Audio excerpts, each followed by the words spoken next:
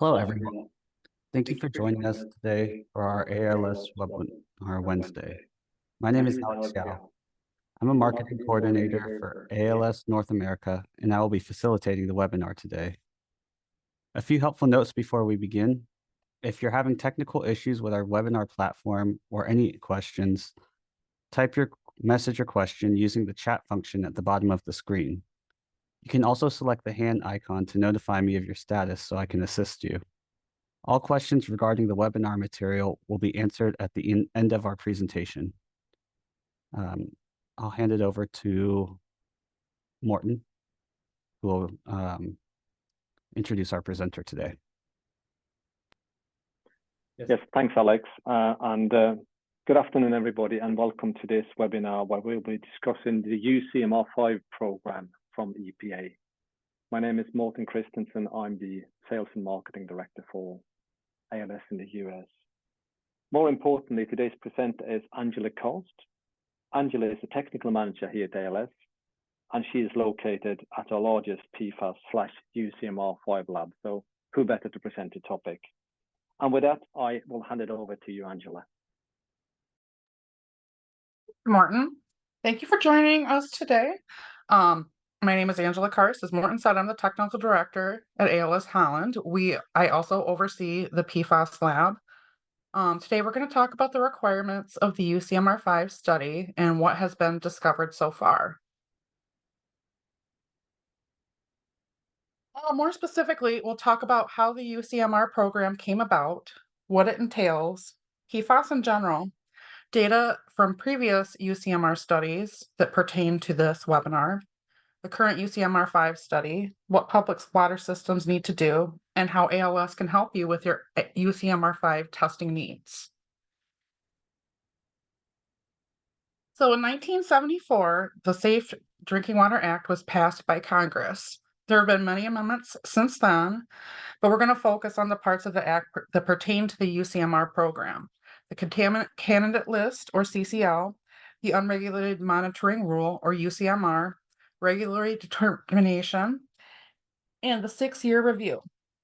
Prior to a UCMR study, EPA introduces a contaminant candidate list, which is a list of contaminants that have no proposed or promulgated national primary drinking water regulations. They must be known or expected to occur in public water systems and may require future regulation. The Unregulated Contaminant Monitoring Rule was established to monitor at least 5 of these unregulated contaminants every 5 years. During a UCMR study, public water systems serving 3,300 or more will be monitored. A representative amount of PWSs that serve fewer than 3,300 people will be monitored as well, provided that funding and laboratory capacity are available. After the UCMR study concludes, EPA makes a regulatory determination on whether rulemaking process should be initiated to develop a national primary drinking water regulation. Every 6 years, EPA reviews the National Primary Drinking Water Regulation and revises the regulations if they deem it necessary. Revisions must maintain or strengthen public health protection. So next, we kind of want to know, how are the analytes of interest determined? There's several factors that go into choosing analytes of interest for UCMR. These are analytes that haven't been previously studied and must have completed and validated drinking water methods. EPA typically chooses methods that have multiple analytes of interest in order to make the study more cost-effective. The types of public health impacts are also factored into the choice. Cancer, reproductive defects, and things that affect children are a high priority. There must also be information available that can help determine levels at which contaminants will put public health at risk, because EPA needs to know what regulatory limits should be set at, and additionally, analytes should have or should be thought to have significant occurrence in the United States. They should be mobile, meaning they travel around, and they should also be persistent in the environment. Finally, EPA does take public concern into account. There are several objectives to the UCMR program. EPA wants representative data of contaminants throughout a continuous period of time, generally a year, at particular intervals of time, generally every 6 months or every 3 months, to give us a snapshot of what drinking water will look like over time through all seasons. The samples also need to be representative of the entire nation. A large number of public water systems will be part of the UCMR-5 program in order to give the best representation of the United States. As discussed in the previous slide, this data will be used to determine if regulations are necessary for contaminants of concern. The study will tell us whether contaminants are present in drinking water and at what levels. If there's little presence or if the levels are low enough, there probably won't be a need to regulate the contaminants. The final objective is to provide data to states, local governments, and the public. This allows for states and local governments to adopt EPA regulations that are equivalent or more strict than EPA criteria. UCMR studies typically occur over a 3-year period every 5 years. This table shows analytes for all the previous UCMR studies dating back to the state rounds in 1988. If you look in the column for UCMR-3, there are several PFAS analytes that were thought to be contaminants of concern. It's unusual that we are studying these again, but reporting limits have changed.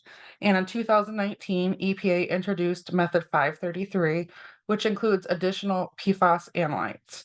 Between Methods 533 and Method 537.1, we are now able to monitor 29 PFAS analytes in drinking waters. PFAS are perfluoroalkyl and polyfluoroalkyl substances. In a perfluoroalkyl, every carbon is saturated with fluorine atoms. And a polyalkyl, they have a hydrogen atom in place of some fluorines. The use of PFAS started in the 1940s. According to the National Institute of Health, there are nearly 15,000 PFAS substances, and we are only looking at a very small portion of them. When it was discovered that some of these analytes are detrimental to human health, alternate PFAS were used. Those were also discovered to be detrimental to human health. Today, PFAS can be found in many consumer items such as firefighting foam, waterproofing materials, food packaging, and cosmetics. PFAS are found on all 7 continents and in the blood of 97 to 99% of Americans. This suggests that PFAS are highly mobile and human exposure is widespread. Due to the properties of the fluorine atom, carbon-fluorine bonds are very strong. Because of this, PFAS molecules are extremely stable and are persistent in the environment. PFOS and PFOA,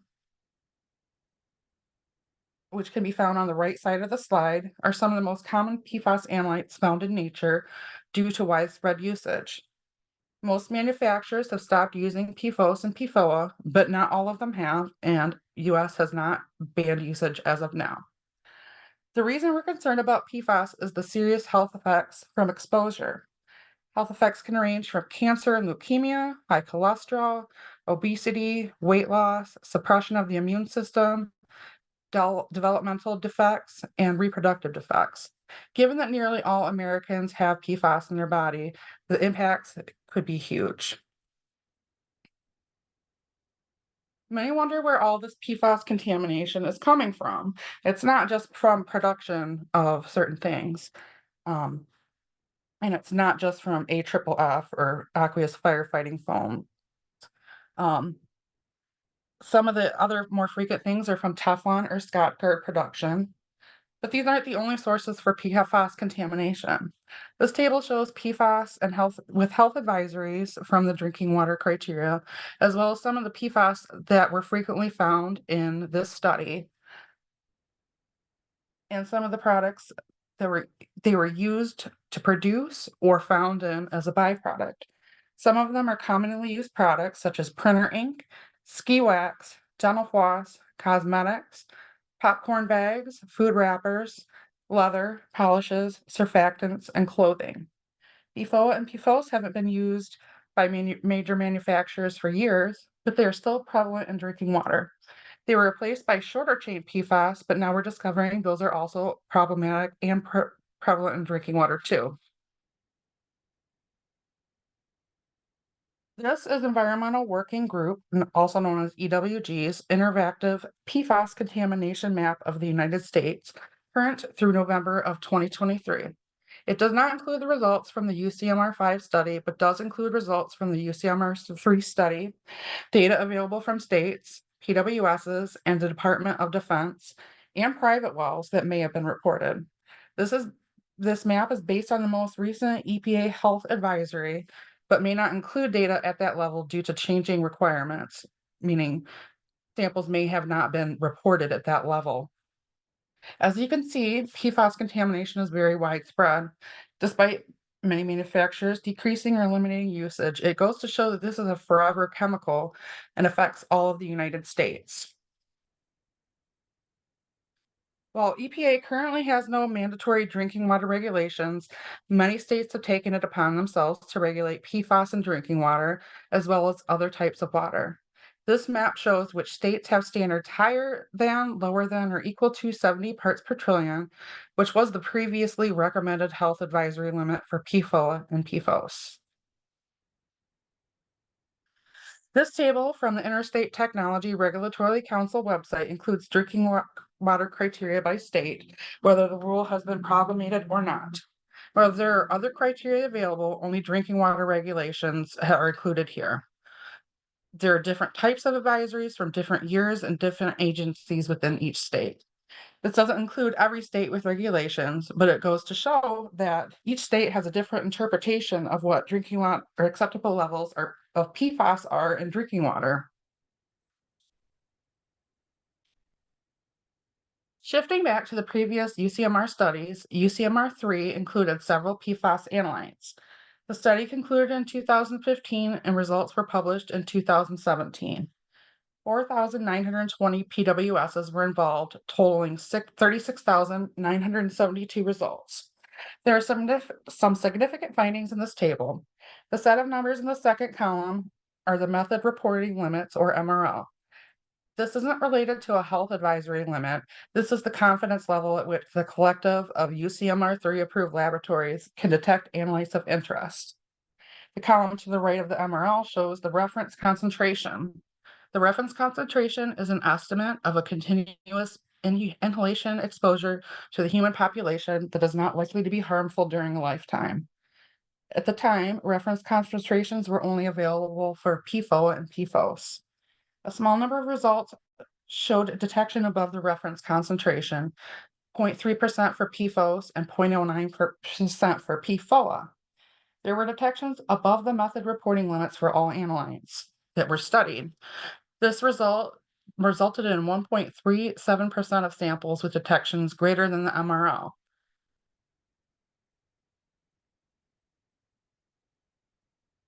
At the time, the additive effects of PFOA and PFOS were of particular interest, so many of the results were interpreted by the summation of the two analytes. The maximum sum for PFOA and PFOS in a sample was 7,220 parts per trillion. The median or most common sum was 20 parts per trillion. At least 2.4% of the PWS's summed concentrations were greater than half the reference concentration, and at least 1.3% were above the reference concentration. This study was performed among 4,920 PWSs that serve 5.6 million people in 25 states, tribes, or territories.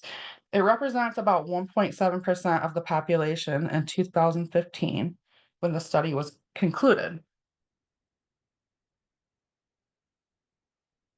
Now that we've discussed the previous UCMR findings, we're going to discuss UCMR-5. This table shows all of the analytes of interest for UCMR-5 and the methods that are used, 537.1 and 533. The cells in the table that have a check mark will be reported by the listed method. Cells that contain an X denote analytes that can be analyzed by that method but aren't in the UCMR-5 study. Anything with a dash is not available by that method. Neither method includes all analytes of interest. PFAS analytes have different functional groups and chain lengths, making it difficult to find one method to effectively extract and analyze all analytes at low concentrations. As you can see, there are many more analytes that are being monitored in UCMR-5 as compared to UCMR-3. Since EPA method 533 was published in 2019 and was not available during the UCMR study, the additional analytes were not included. Another thing to note is that the MRLs are significantly lower in the UCMR-5 study than in the UCMR-3 study, which is the most likely reason why we were studying the same analytes again. EPA recently published new health advisory limits for PFAS. These are not regulatory limits. They're recommended levels that one could be exposed to. The reference concentrations are significantly lower for PFOA and PFOS than in previous studies, 0.004 and 0.02 respectively, versus 70 parts per trillion during UCMR-3. In addition, health advisory concentrations has been established for HuffPOTA and PFBS, 10 and 2,000 parts per trillion respectively. Chronic and subchronic reference doses, or RFDs, have been provided for HuffPOTA, PFBS, PFOS, PFOA, PFBA, and PFHXA. A chronic reference dose is the maximum amount of contaminant that can be ingested based on weight over a lifetime. The subchronic RFD would occur over a period of 2 weeks to 7 years, so something you could temporarily consume but couldn't do for a lifetime. The Agency for Substances and Disease Registry, or ATSDR, has provided minimum risk levels for intermediate duration, which is 13 to 364 days. A minimum risk level is kind of the same thing as an RFD. EPA has also come out with proposed maximum contaminant levels, or MCLs, and maximum contaminant level goals, or MCLGs, for both PFOA and PFOS at 4 and 0 ppt respectively. The concentrations of PFHXS, PFNA, PFBS, and HuffPOTA are combined to make a hazard index, which is the proposed MCL, and MCLG is 1. This is a unitless number, and we'll go over how it's determined in the next slide. The hazard index is the sum of concentrations of HuffPOTA, PFBS, PFNX, and PFHXS divided by a number determined by the EPA based on the health impact.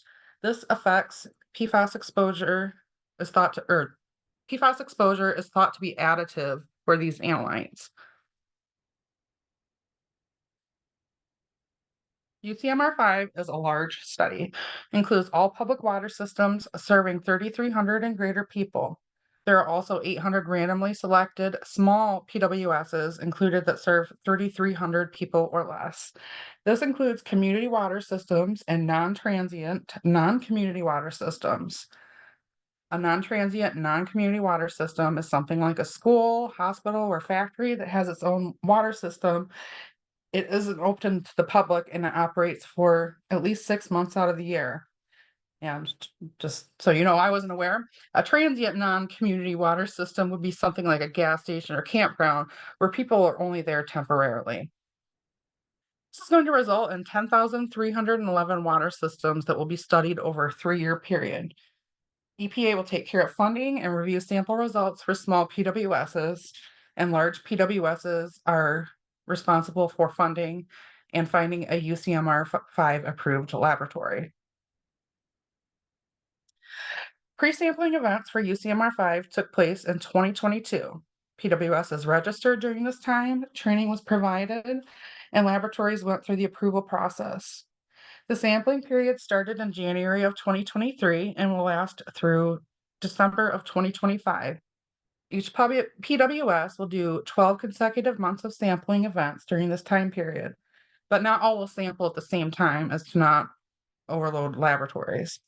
Any PWS fed by groundwater will be sampled twice during those 12 months at an interval of 5 to 7 months. Any PWS fed by surface water, mixed sources, or groundwater under direct influence of surface water will need to be sampled 4 times over the 12 months, which would be every 3 months. Sample points are determined by EPA, but PWSs may ask EPA to change the sampling points.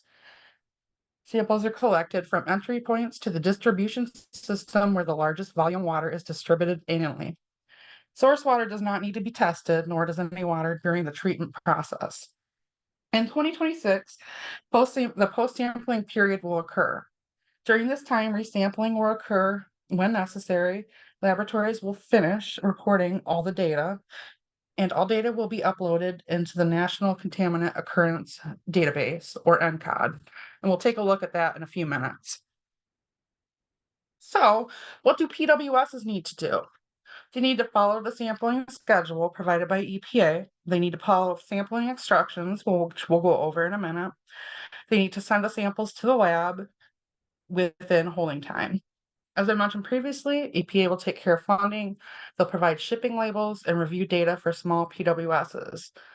Large PWSs fund testing and choose a UCMR-5 approved laboratory. The laboratory must upload the data into the SDWARS system within 90 days of sample collection. Once the data has been uploaded by the lab, the PWS has 30 days to approve the data in CDX. If there's any detections above the MRL, they must notify EPA. In addition, they must notify customers through Tier 3 public notification that UCMR results are available and include any data for non-regulated contaminants greater than the MRL in the Consumer Confidence Report.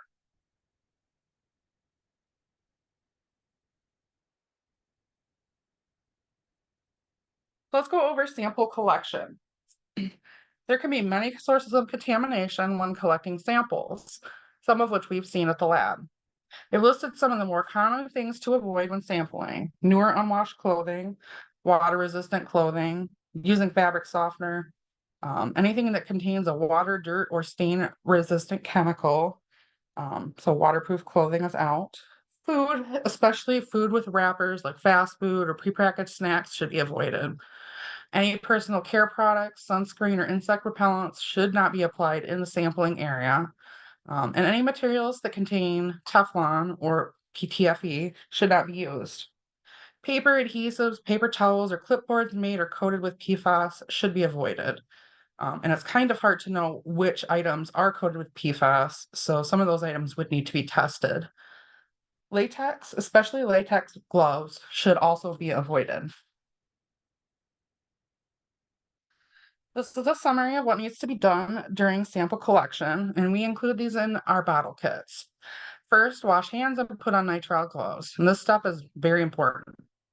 ALS will provide 250 milliliter polypropylene bottles in the bottle kits containing the necessary preservatives.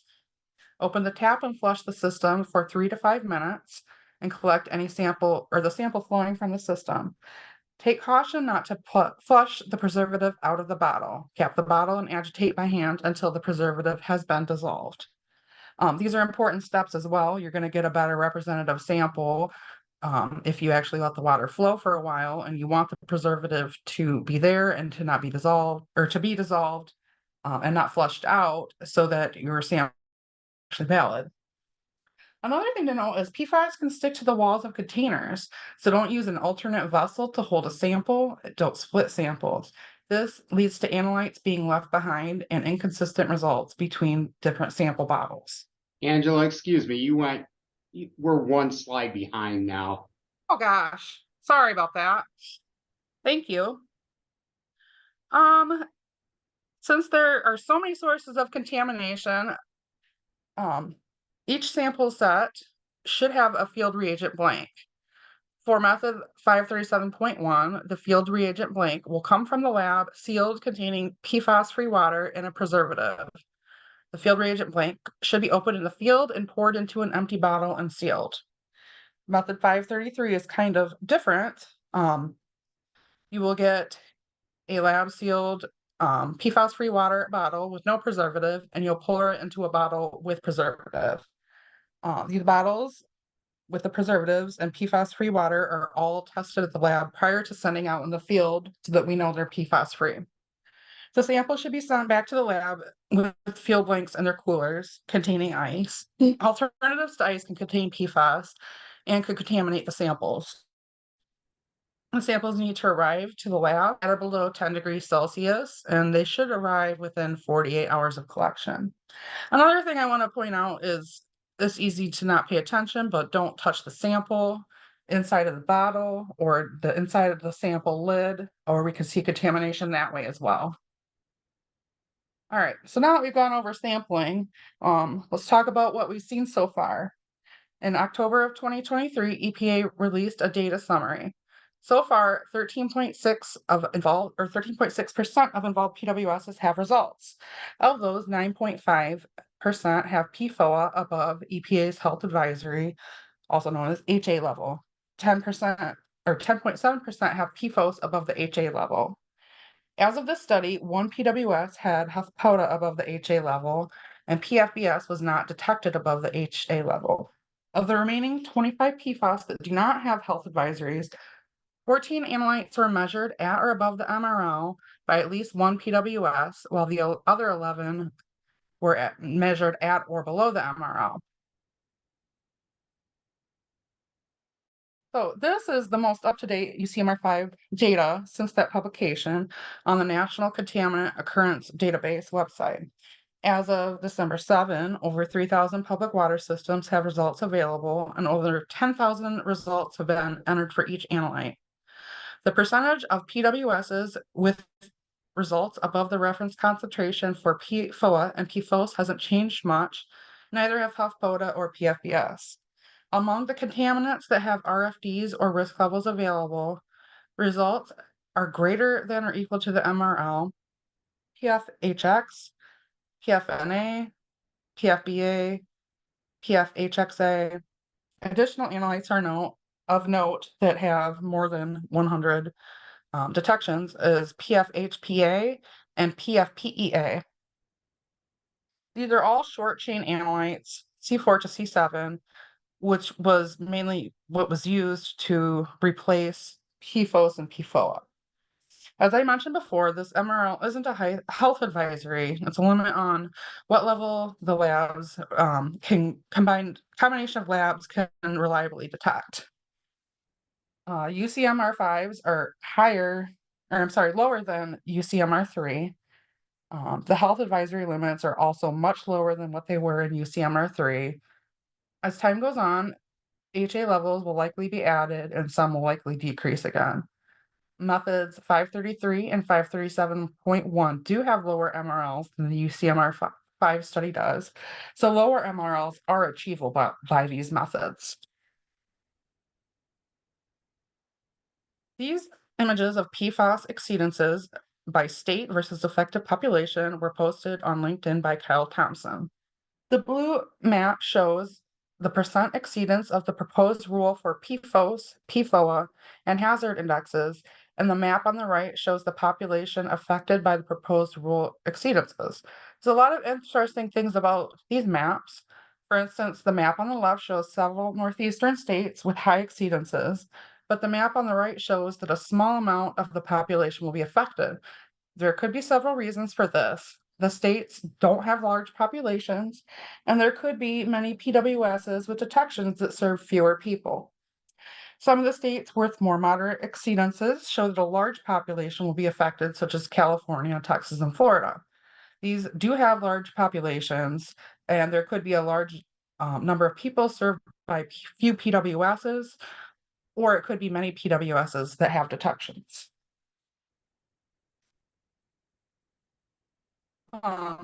Between Michigan and Kelso, we are certified in 23 states for EPA 533 and or 537.1. Provided that state criteria are met, UCMR-5 results can also be used for state testing requirements if allowable by the state. So now let's talk about how ALS can help. We have 2 fully certified UCMR-5 labs that have been approved for the program for 533, 537.1, and lithium. Our labs are in Kelso, Washington, and Holland, Michigan, and we have service centers all over the country. We're able to provide UCMR-5 testing services for any large public water system. We have NELAP, ORLAP, and DoD certifications, as well as many state certifications. We're also certified for EPA method 1633, 537 modified, 8327, ASTM 7979, and 7968 in case you had other testing needs. If you're interested in having ALS test your UCMR-5 samples or samples for other methods, you can reach out to your project manager, your TSR, or you can reach out on the contact us on our website. I also provided our contact information. You can reach out to Les Arnold for sales and pricing, me for technical questions, Chad Stoiche for UCMR-5 program questions, or you can use our UCMR email address for any general questions. All right, so thank you everyone for your time today. Does anyone have any questions? Yep. Thanks, Angela. We're going to open up the forum for questions now. So if you could please write your question out using the Q&A function in the toolbar at the bottom of this webinar. Attendees can also see all submitted questions using this window. I'm just going to give everybody a few minutes to type in their questions. And while we're waiting, I want to drop a link to a brief survey in the chat. Your responses to this brief 2-minute survey will help us choose future webinar topics. So I'll just type that there. I also want to review some brief notes. This webinar presentation has been recorded. All participants of this webinar will receive a follow-up email once the recording is available to view. We'll also put our webinars on our ALS YouTube channel in the webinar playlist. I encourage everyone to find a wide range of video resources and past webinar presentations available there. Also, please follow our company page on LinkedIn as we post announcements and registration links to future webinars and other valuable resources and updates. So let's take a look and see if anybody's gotten some questions. I'll hand it over to Morton for the Q&A. Thanks, Alex. Angela, you talked earlier about lowering detection limit and so on. Do you think we will see lower detection limit moving forward? And do you then think that we will find even more PFAS in our drinking water? Yes, I do. These studies for UCMR-5 do have higher MRLs that are in the current drinking water methods. And as technology advances, I think that we will be able to see lower detection limits in the drinking water method. All right, thank you. Then there's a question from Melissa, which is a good one. If PFAS is a forever chemical, why does the sample bottle have a preservative? Great question as well. It does help prevent microbial activity. So there are some microbes that are known to convert certain PFAS analytes into other ones. Another reason I didn't mention that PFOS and PFOA are so prevalent is that some microbes will break things down into those two because they're very stable. The other reason is for a dechlorinating agent. These are both used to dechlorinate drinking water. Thank you, Angela. And then we have from Jeff. He said, have you had detections in lab blanks or FRBs? We do see detections and FRBs occasionally. In lab blanks, I would say, it's something, it's a sporadic event. I would call it like I guess a sporadic marginal exceedance, I believe is the term for it. But we don't typically have problems with contamination in our lab. Okay, thank you. And then Jeff Landrum asks, how will EPA administer funding for UCMR-5 testing for small PWSs, and who is the point of contact for EPA funding? Oh, that is a great question. I believe the email address you could contact that is in charge of the small PWSs is glec@epa.gov. They're the ones that are handling all the sampling types of things, distribution of sample bottles. As far as the funding, I believe that had to do with Congress. I'm not entirely sure though. I believe that all PWSs that are involved have already been contacted, but you could certainly reach out to EPA to find out more information. And we have your email address, Jeff, there. So I mean, we might even try to send you an email after the webinar. After Most definitely, and I can find out more information as well. Yeah, so that's excellent. Thank you very much for that question there, Jeff. We talked earlier, and you mentioned upon it, Angela, and I'm going back a little bit to the UCMR-3 and then the UCMR-5. We have two methods all of a sudden, which is, makes it a bit more difficult. Why exactly was it that you had two methods for measuring UCMR-5? Well, both methods don't cover all analytes of interest. As I mentioned before, there's different chemistries for some of the PFAS analytes, and we use different sorbent cartridges that have different chemistries that some of them are better to attract analytes than other ones. So it's difficult to get like a one size fits all method with all these different analytes with different chemistries and things like that. All right, thank you very much. I don't think there are any other questions here. Let me look at the chat. No, that's it for the questions today. So yeah, I believe that's it. And thank you, everyone. Thank you. Oh, hang on, another one. Would you use Teflon tapes in distribution system plumbing? Would use of Teflon tapes in distribution system plumbing cause positive detections? Yes. Teflon tape is made from PFAS, so that could definitely cause problems. Yeah, and I think that's a good answer. So I mean, really, from what I've seen and what I've experienced, we have to be extremely careful and plan sampling very, very diligently before going out, because it's so easy to contaminate and we measure such low level of PFAS out there. So I would suggest that everyone consider what Angela showed you today, what's available on the EPA website as well, before even trying to sample any of these compounds because of the risk for cross-contamination.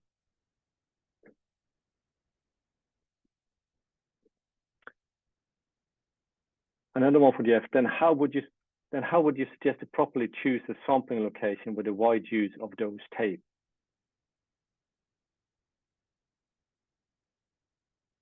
I'm sorry, what was that last part, Martin?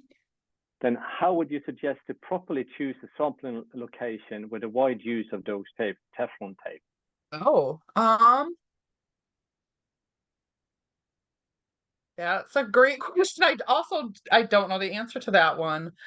I mean, certainly you wouldn't necessarily have your water contaminated by Teflon tape to a great degree, but it might produce some bias in that location. Ultimately, EPA does determine the sampling points. And that's something that you could reach out to them and talk to them about. If you feel like the sampling point is at the right area, they will allow you to change. And you could explain why to them and see what they suggest. Thanks, Angela. I'll give everyone another 30 seconds to ask a question. Just wait and see if there's anything else. You will have all our contact info in an email sent by and in the recording. So any questions, just feel free to send it to us. And it seems to be no other questions here today then. So I will take this opportunity to thank you all for listening to us. And Angela, thank you very much for the presentation. And I wish everyone a good day. Take care now. Bye-bye.